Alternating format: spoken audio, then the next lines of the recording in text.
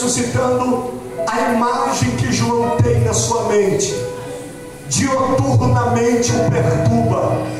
Eu tenho a certeza disso. João, ao dormir, com certeza ele lembra de Jesus ajoelhado e o soldado romano com a azorrague batendo em suas costas, fazendo perfurar as suas costas, saindo sangue e ele sendo ferido dioturnamente, de olhos fechados, de olhos abertos, Fabrício. Ele vê como se estivesse vivendo aquilo de novo. Foi um trauma.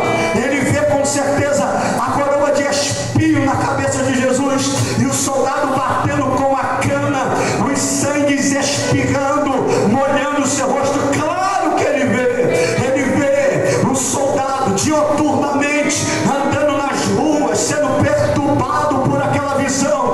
Com certeza ele vê um soldado plantando os cravos na sua mão, nos seus pés. É claro que ele vê os soldados puxando o seu braço se deslocando e batendo em seu lado, em sua mão, até perfurar e cravar sobre a cruz. É claro que João tem em sua mente bem claro a imagem de quando Jesus está na cruz do Calvário e Jesus pede água e alguém pega uma bucha, e eu vou explicar o que era essa bucha.